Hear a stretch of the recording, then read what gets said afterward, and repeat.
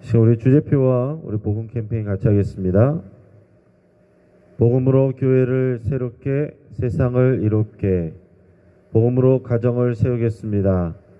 복음으로 전도하고 선교하겠습니다. 복음으로 세상을 섬기겠습니다. 아멘. 묵상 말씀 에베소서 5장 15절 16절 우리 세 번 같이 하겠습니다. 그런즉 너희가 어떻게 행할지를 자세히 주의하여 지혜 없는 자같이 하지 말고 오직 지혜 있는 자같이 하여 세월을 아끼라. 때가 악하니라. 그런즉 너희가 어떻게 행할지를 자세히 주의하여 지혜 없는 자같이 하지 말고 오직 지혜 있는 자같이 하여 세월을 아끼라. 때가 악하니라. 그런즉 너희가 어떻게 행할지를 자세히 주의하여 지혜 없는 자같이 하지 말고 오직 지혜 있는 자같이 하여 세월을 아끼라. 때가 악하니라. 아멘. 자, 하나님께서 오늘 우리에게 주시는 말씀은 사무엘하 3장 1절에서 16절까지 말씀입니다. 자, 오늘 본문을 통해서 속도와 방향이란 제목으로 오늘 말씀의 은혜를 같이 나누겠습니다. 그러면 항해하는 선장에게 있어서 시계보다 나침판이 더 중요합니다.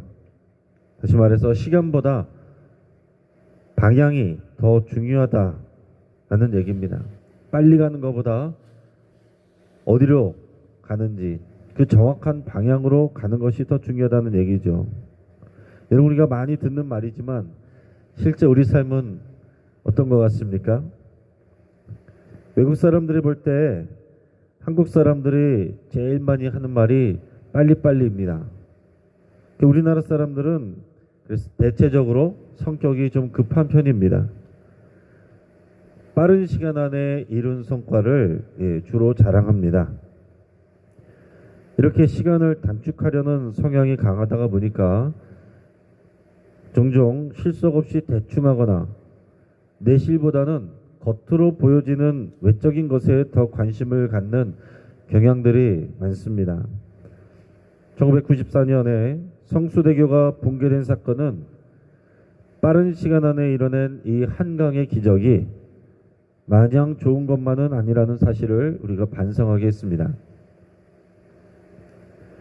자, 그러나 신앙생활에 있어서 시간보다 방향이 훨씬 중요합니다. 속도도 중요하지만 빨리빨리 하는 것도 중요하지만 신앙생활에 있어서는 방향이 훨씬 더 중요하다는 사실을 우리가 기억을 해야 됩니다. 자, 사람들은 본인이 원하는 시간에 내가 생각한 시간에 하나님의 응답이 이루어지지 아니하면 그 굉장히 힘들어하고 조급해합니다. 우리는 우리가 원하는 시간에 기도의 응답이 이루어져야 그것이 하나님이 우리에게 잘해주시는 것이라고 그렇게 생각하기가 쉽습니다. 그러나 중요한 것은 하나님은 서두르지 아니하신다는 사실입니다. 늦어지더라도 올바른 관계를 맺고 올바른 방향으로 가는 것을 더 중요하게 여기신다는 겁니다. 그래서 하나님은 이스라엘 백성이 광야에서 하루라도 더 빨리 그 약속의 땅 가나안으로 들어가기보다는 늦어지더라도 하나님을 향한 확실한 순종과 신뢰를 갖기를, 그 언약관계에 충실하기를, 그 믿음에 순종하는 그런 자세와 태도를 갖추기를 하나님께서 원하시고 그래서 40년 동안 기다리셨습니다. 여러분, 다윗도 마찬가지입니다. 그래서 생각을 해보면 사무엘을 통해서 어린 다윗에게 기름을 부어줬는데 그래서 왕이 될 것이라고 하나님께서 약속을 일방적으로 하셨습니다. 근데 그러고 나서 한참이 지났어요. 그런데 지금 본문에서까지도 여전히 다윗은 온 이스라엘의 왕이 아닙니다. 마침내 사울 왕이 죽었지만 그는 현재 유다 지파의 왕일 뿐입니다. 지금 사울 왕의 아들 이스보셋이 다스리는 나라가 더 규모가 큽니다. 다윗은 1개 지파, 이스보셋은 11개 지파를 다스리고 있습니다. 여러분, 만약에 다윗이 한국 사람이었다면 이 시간들을 지내는 시간이, 이 헤브론에서 지내는 시간이 굉장히 답답하지 않았을까. 인내하기 참 어렵지 않았나. 자칫하면은 시험에 들 수도 있지 않았을까 하는 생각을 해봅니다. 우리 지나고 나서 7년 6개월 동안 헤브론에서 있다가 온 이스라엘이 왕이 되었다는 것을 알지만 그 당시 헤브론에 있을 때는 언제 그것이 이루어질지 알 수 없는 그런 상황입니다. 그냥 그렇게 하다가 끝나게 될지 자칫하다가 이스보셋에게 또 지게 되면 또 그마저도 빼앗길 수도 있는 상황이 눈앞에 보여지는 그런 현실이에요. 그러나 믿음의 눈을 가지고 하나님이 약속을 하셨으니까 될 줄을 믿고 하나님을 신뢰하면서 인내하는 것이 다윗에게 요구되는 그런 자세와 믿음이었고 다윗은 지금 그렇게 하고 있습니다. 자, 근데 믿음의 눈으로 보면 하나님의 약속은 더뎌 보이긴 하지만은 성취되고 있습니다. 그래서 우리는 얼마나 빨리 이루어졌느냐라는 것보다는 하나님의 뜻대로 지금 점점 되어지고 있다라는 그 방향을 볼 수 있는 그런 믿음을 가져야 되겠습니다.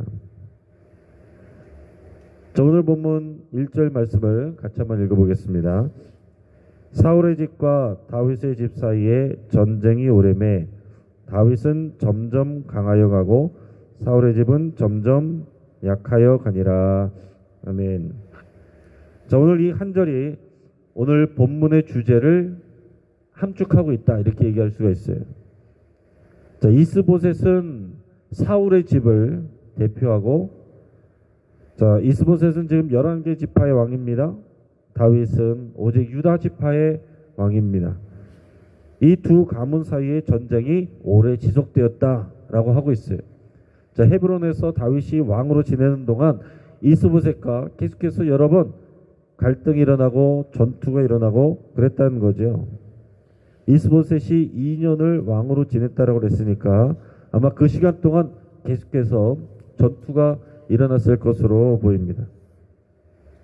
자, 그런데 중요한 건 뭡니까? 오늘 표현에서 보면 다윗의 집은 점점 강하여지고 사울의 집은 점점 약하여져 갔다. 이게 중요하다는 거예요. 느리지만 점점 그렇게 되어져 가고 있다는 거예요. 지금 당장은 이스보셋이 훨씬 크지만 그 방향성은 다윗은 점점 강하여지고 있고 이스보셋의 집은 점점 약해져 가고 있다라는 겁니다. 자, 오늘 2절에서 5절에서 보면 그 다음에 보면 다윗이 헤브론에서 낳은 이 아들들을 소개하고 있어요. 그 아내와 아들들을 소개하고 있는데 자, 앞에서 헤브론에 올 때 다윗의 아내는 둘이었습니다. 그런데 오늘 여기 밑에서 보면 6명의 아내에게서 1명씩의 아들, 그래서 6명의 아들을 헤브론에서 얻었다라고 기록을 하고 있어요. 이제 기록이 이렇게 돼 있지 실제로는 더 많을 수도 있습니다. 자, 그 얘기는 뭡니까? 이 내용을 기록해 놓은 이유는 헤브론에서 다윗이 점점 강하여지고 있다, 잘 되고 있다라는 것을 보여주는 것이 이 다윗의 아들들의 이름을 넣어놓은 그런 이유입니다. 우리가 볼 때는 그게 무슨 뭐 의미이겠는가라는 싶지만 그 당시 고대 근동 시대에서 아들이 곧 그 가문의 가정의 힘이고 즉 권세가 되는 겁니다. 아들들이 많아졌다. 또 특히 왕에게서 아들들이 많아졌다는 것은 그의 왕위를 이어갈 그런 권력과 권세가 점점 더 커지고 있다. 그런 의미가 되는 것입니다. 자, 하지만 한편으로 보면 다윗이 왕이 되어감에 따라서 점점 더 좀 정치적인 모습으로 좀 변해가는 그런 모습도 있습니다. 그런 점이 어떻게 보면 조금 아쉬운 모습이기도 합니다. 자, 왕으로서 여러 아내를 두는 일은 그 당시 사회에서는 흔한 일입니다. 자, 그러나 그것은 진정한 부부의 어떤 의미라기보다는 정치적인 야망을 따르는 일이라고 할 수 있습니다. 이 6 아들 중에서 보면 셋째 아들인 압살롬이 나중에 보면 첫째 아들을 암논을 죽이죠. 그리고 다윗에게 반역하는 일이 생깁니다. 또 넷째 아들 아도니아는 나중에 다윗이 솔로몬을 왕으로 세우려고 할 때 그것을 반대하면서 반대하는 세력을 모으기도 했었습니다. 그러다가 결국 아도니아는 솔로몬에 의해서 숙청당하게 돼요.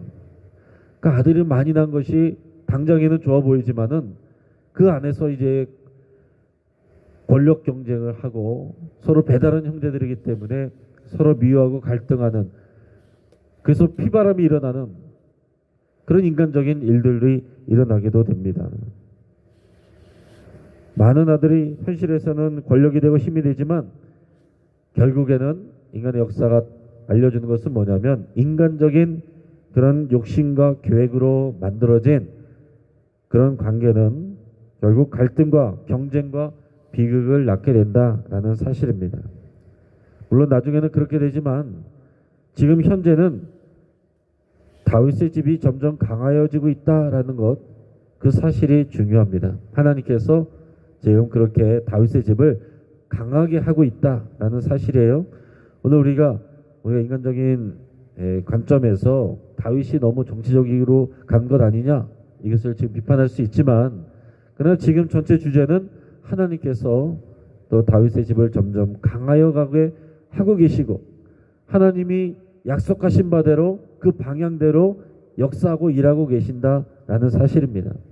다윗의 인간적인 약점에도 불구하고 하나님께서 그 약속을 신실하게 이루어가고 계신다라는 것이 중요한 사실입니다.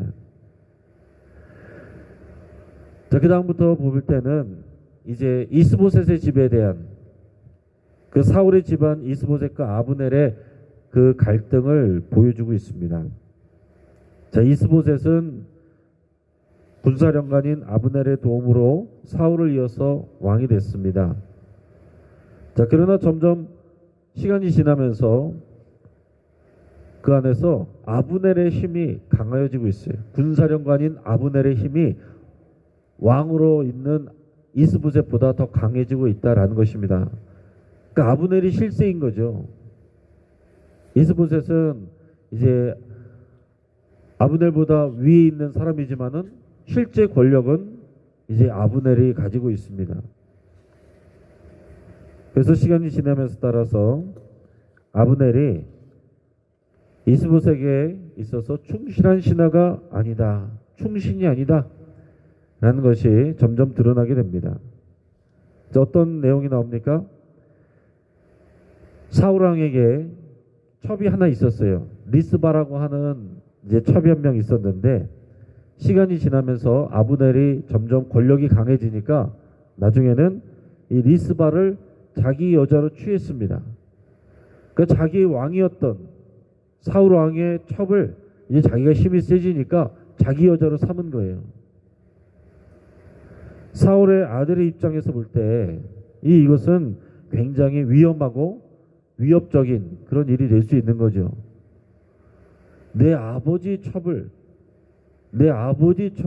아브넬이 자기 여자로 만들었다? 이것은 굉장히 교만한 일이고 자신에게도 위협이 되는 그런 일입니다. 그래서 이스보셋이 왕으로서 자기 신하인 아브넬을 책망을 했어요. 자, 그러면 아브넬이 죄송합니다, 사죄를 하든지 그것을 수정을 하든지 어떻게든 그런 신하로서의 자세를 갖추고 대해야 되는데, 이미 아브넬이 권세가 있고 권력이 있다가 보니까 오히려 이스보셋에게 화를 내버립니다. 자, 6절에서 8절까지 말씀을 같이 읽겠습니다.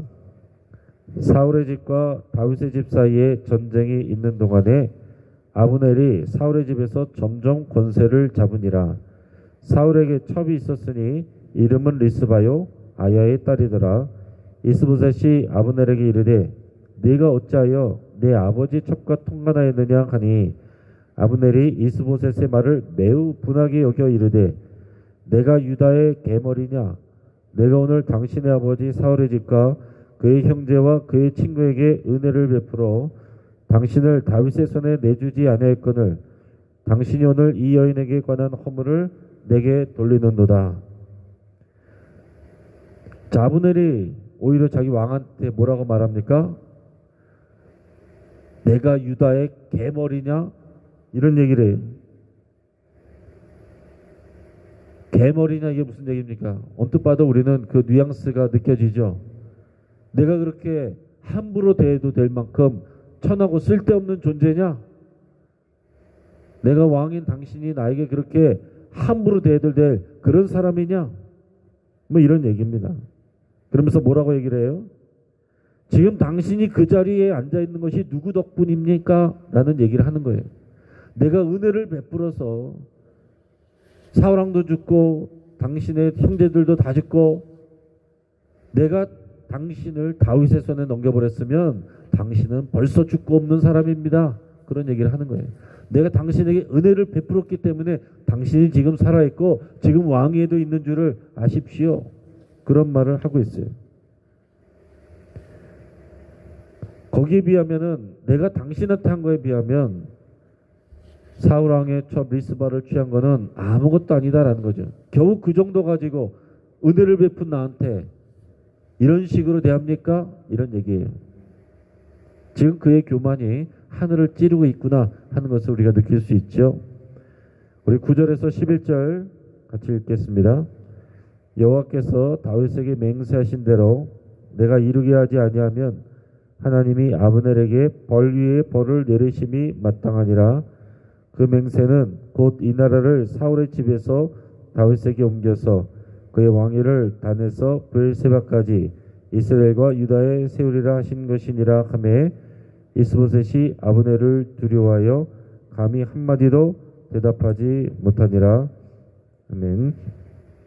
자, 그러면서 아브넬이 이스보셋에게 이어서 얘기하는데 뭐라고 얘기합니까? 하나님께서 다윗에게 온 이스라엘을 여기서 보면 단에서 브엘세바까지 이게 이스라엘의 맨 위에서 아래까지를 얘기를 하는 것입니다. 관용적인 표현이에요. 온 이스라엘을 얘기를 할 때 단에서 브엘세바까지 이렇게 얘기합니다. 우리가 보통 백두에서 할라까지 이렇게 말하는 것처럼 단에서 브엘세바까지 하면은 이스라엘의 온 땅을 얘기하는 것입니다. 하나님께서 다윗에게 이 온 땅을 단에서 브엘세바까지 약속하신 것을 아브넬이 지금 알고 있다는 것을 보여주고 있어요. 그 얘기를 하고 있습니다. 하나님께서 이스라엘의 왕위를 사울의 집에서 다윗에게 옮겨주겠다고 한 것을 지금 아브넬이 얘기를 하고 있어요. 그러면서 지금 자신의 왕을 위협하고 있습니다. 자, 아브넬은 하나님이 그렇게 약속하신 것을 뻔히 알면서도 자신은 뭐 하고 있는 거예요? 지금 하나님이 왕으로 세우시는 사람의 대적이 돼서 지금 이스보셋을 왕으로 세워가지고 그 기득권을 유지하고 있는 모습이 자기잖아요. 그런데 오히려 자기의 머리 되는 이스보셋을 그 말로 위협을 하고 있는 것입니다. 이런 모습을 보면서 이스보셋은 이제 깨달은 거예요. 아, 이 사람이 정말 무서운 사람이구나. 언제든지 나를 배신할 수 있는 사람이구나. 이 사람이 충신이 아니구나. 믿음의 동역자가 아니구나. 언제든지 내 머리 꼭대기 위에 앉아가지고 나를 좌지우지할 수 있고 언제든지 나를 다윗에게 팔아버릴 수 있는 그런 사람이구나. 이런 걸 깨닫게 되고 두려워하게 됩니다. 왜냐하면 아브넬이 얼마나 간사한 사람이에요. 하나님이 다윗에게 이렇게 약속한 것을 뻔히 알면서도 자신은 지금 모른 척하고 자신의 기득권을 놓지 않고 있는 것입니다. 그러다가 자기가 조금 무시를 받으니까 이제 그걸 가지고 자기의 왕을 위협을 하고 있어요. 지금 아브넬은 신념이나 믿음을 따라서 움직이는 것이 아니라 오직 자신의 기득권과 야망에 따라서 행동하는 사람입니다. 이 사람은 지금 방향을 따라가는 사람이 아니라 속도를 따라가는 사람이죠.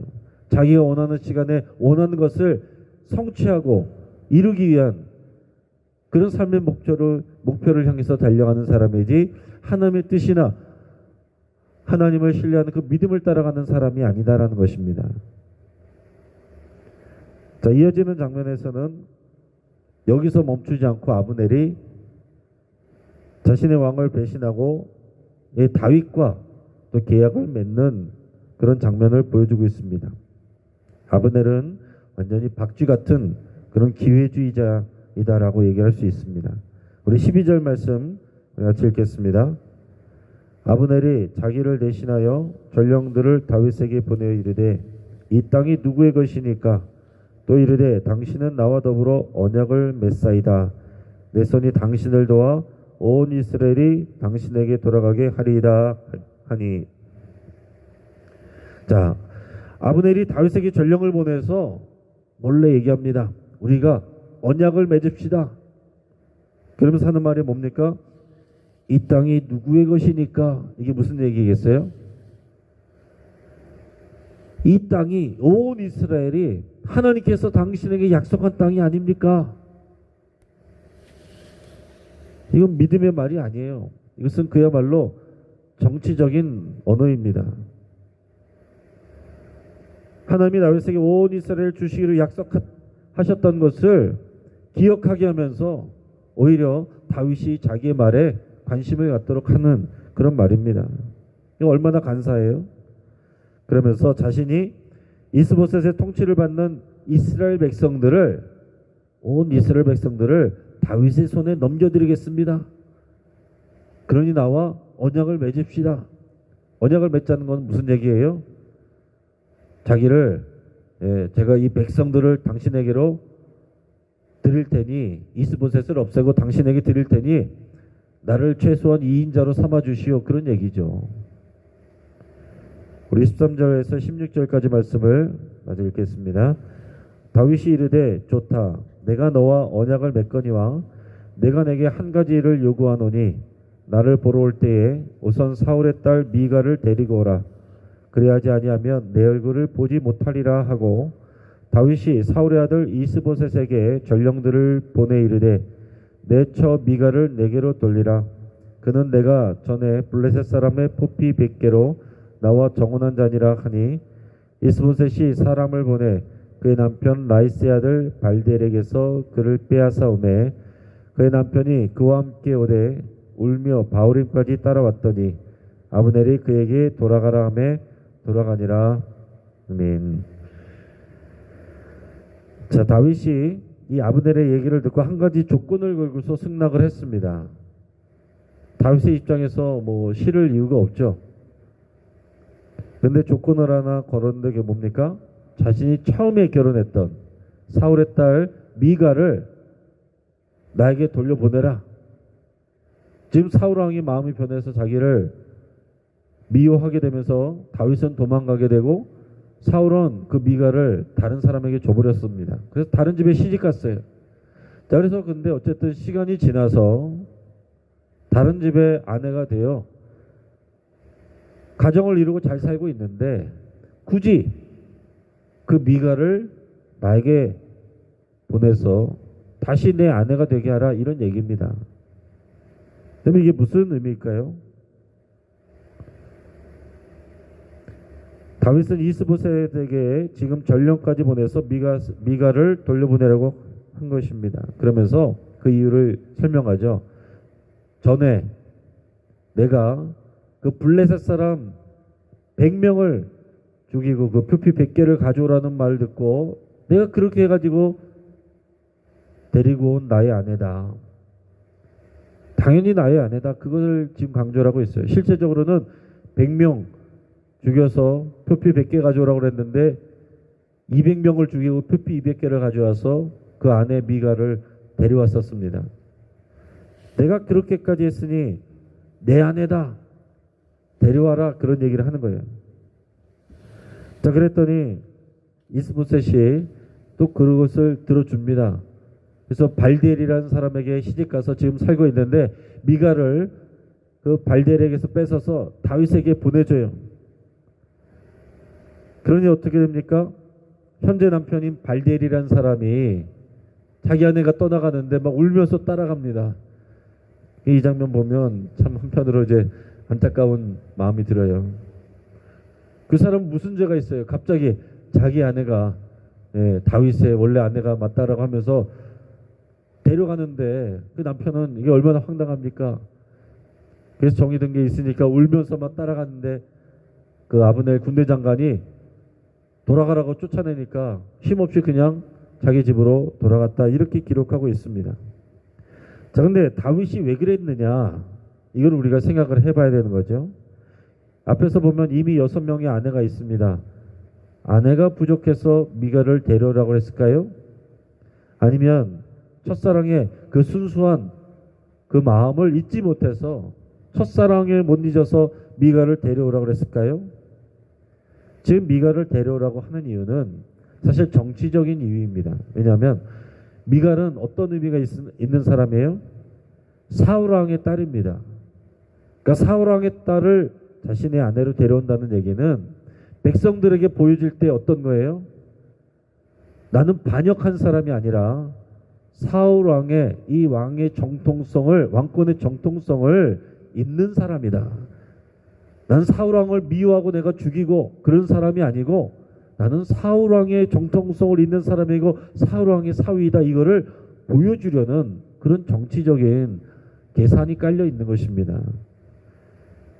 자, 이 장면을 통해서 우리가 생각할 수 있는 것은 하나님께서 지금 다윗을 사용하시고 계시고 점점 더 하나님의 뜻을 향하여 하나님의 역사를 이루어가고 계시는데, 다윗은 보면 이 헤브론에서 왕으로 있는 동안 점점 그 권세를 얻어가는 동안 완전히 뭐 타락했다, 그 정도는 아니지만 점점 더 정치적인 모습을 보이고 있다라는 사실이에요.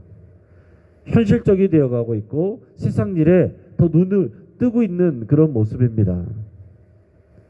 세상 일에 민감해지는 만큼, 세상 일에 머리가 잘 돌아가는 만큼 영적으로는 점점 더 무뎌진다라는 것을 우리는 다윗의 일생을 통해서 알 수가 있습니다. 여러분, 교회 안에서 신앙생활할 때도 마찬가지예요. 약삭 빠르고 또 판단이 빠르고 세상 일에 화는 사람들이 있어요. 또 당장에 도움이 되기도 하고 또 유익을 주기도 합니다. 그러나 멀리 방향에서 볼 때는 오히려 또 인간적인 일들과 생각과 방법으로 인해서 교회가 하나님이 기뻐하시는 방향으로 나가지 못하도록 세속적인 방법과 목표로 나갈 수 있는 그런 가능성도 있다는 것을 우리가 유념을 해야 됩니다. 이 말씀을 정리하겠습니다. 사람들은 시간을 중요하게 여기지만 하나님은 방향을 중요하게 여깁니다. 그래서 더디게 이루어지거나 하나님이 일하시지 않는 것처럼 우리의 현실 속에서 그렇게 여겨진다고 해도 하나님의 뜻이 점점 이루어지고 있는 것을 우리는 봐야 되는 거예요. 우리가 지금 완전하진 않아도, 코로나 상황이어도 하나님께서 지금 우리가 모여서 예배할 수 있게 하시고 또 교제도 할 수 있게 하시고 여러 가지 일들도 할 수 있게 하시는 것, 하나님께서 점점 하고 계신다는 것을 우리가 볼 수 있어야 되고 감사할 수 있어야 됩니다. 헤브론에 있는 동안 사울의 집은 점점 약해지고 다윗의 집은 점점 강해지고 있었습니다. 우리도 이런 것을 봐야 되는 거예요. 그리고 우리도 이래야 되는 것입니다.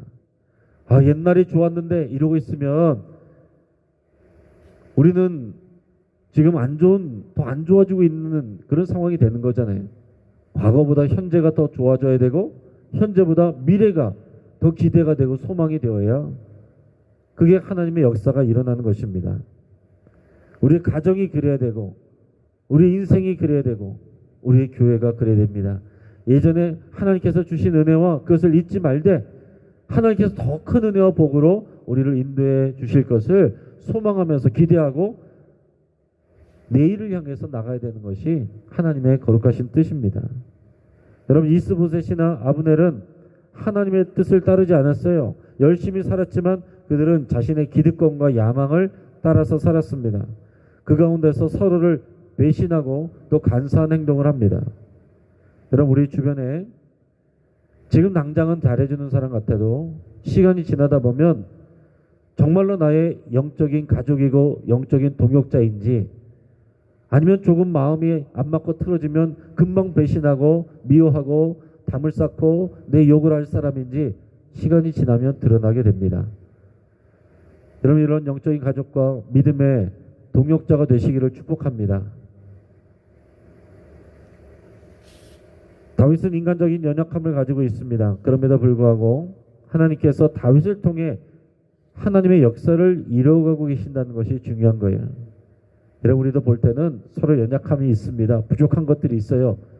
우리가 다 완전하고 선하기 때문에 하나님께서 우리에게 은혜 주시고 사용하시는 게 아닙니다.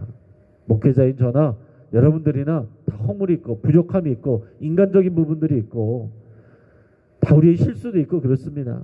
그럼에도 불구하고 연약하지만 실수하고 또 넘어지지만, 그러나 우리의 마음이, 우리 믿음이 주님을 향하고 있으면 하나님께서 점점 우리를 강하여 가게 하시고 하나님의 뜻대로 만들어 가시고 세워 가신다는 것을 여러분 기억하시고, 우리 뜻이 이루어지지 않아도 우리의 삶 속에서, 우리 가정과 교회 속에서 하나님의 뜻이 점점 이루어져 가기를 그렇게 소망하고 기대하시는 그런 믿음의 눈으로 바라보시는 저와 여러분 되기를 주의 이름으로 축복합니다. 같이 한번 기도하겠습니다. 여러분, 말씀을 붙잡고 함께 기도할 때 우리가 성급하게 실망하던 일들을 버리고 더욱 인내하며 하나님을 소망하기로 여러분 결단하며 기도할 수 있기를 바랍니다. 나의 욕심이 아니라 하나님의 뜻을 구하기로 결단할 수 있기를 바랍니다. 우리의 기도 가운데 내가 내려놔야 될 것들이 있을 수 있습니다. 하나님의 뜻이 아니면 내가 포기해야 될 것들이 있을 수 있어요. 그것들을 분별할 수 있도록 하나님께 도움을 구하시고 오직 하나님의 뜻이 이루어지기를 위해서 여러분 같이 기도하겠습니다. 당장 이익을 주는 사람이 아니라 진실한 믿음의 동역자를 주시기를 여러분 위해서 같이 기도할 수 있기를 바랍니다. 그리고 우리 자신이 그런 사람이 되기를 위해서 함께 기도하겠습니다. 우리가 진실한 충신이 되고 믿음의 동역자가 되기를 위해서 여러분 같이 결단하고 기도하겠습니다. 우리가 주직글로 가정예배를 통해서 각 가정들의 믿음의 가정으로 세워지고 우리 가정이 믿음의 가정으로 세워지기를 위해서 여러분 축복하며 같이 기도하겠습니다. 오늘 수요예배를 위해서 하나님의 은혜가 부어지기를 위해서 함께 기도하시고 우리 영신교회가 이전보다 더 건강하게 부흥하기를 위해서 함께 기도하겠습니다. 이를 위해서 모든 성도들이 충성스러운 동역자가 되기를 우리가 축복하며 함께 기도하겠습니다. 이 시간 주여 한번 부르짖고 합심해서 함께 기도하겠습니다. 주여